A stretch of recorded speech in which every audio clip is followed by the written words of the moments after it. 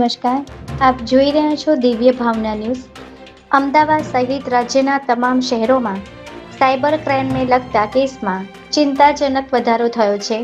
પ્રાપ્ત માહિતી અનુસાર સાયબર ક્રાઇમના કેસમાં છેલ્લા વર્ષોમાં 300 ગણો વધારો જોવા મળ્યો છે, જેથી સાયબર ક્રાઇમને રોકવા માટે લોકોમાં જાગૃતતા ફેલાવવી ખૂબ જ જરૂરી છે।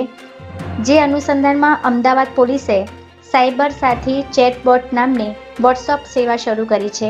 ત્યારે રાજ્યના માનનીય ગૃહમંત્રી હર્ષ સંઘવીએ ડીજીપી વિકાસ સહાય, શહેરના મેયર, સાંસદ સભ્યો, ધારાસભ્યો અને શહેરના નાગરિકોની ઉપસ્થિતિમાં પોલીસ કમિશનર GS મલિકના નેતૃત્વ સાથે શહેર પોલીસની પહેલ સાયબર સાથી ચેટબોટનું લોકાર્પણ અને તેરા તુજકો અર્પણ કાર્યક્રમનું આયોજન કર્યું હતું।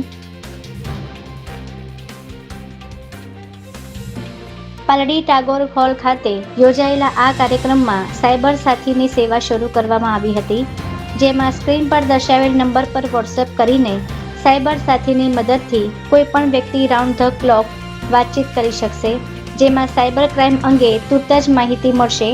આ ઉપરાંત હાલની સાયબર ક્રાઇમની મોડર્ન ઓપરેન્ડી, સાવચેતીના પગલાં, સ્પાય કોલ અને મેસેજ અંગે તેમજ અમદાવાદના તમામ પોલીસ મથકોની માહિતી પણ મળી રહેશે।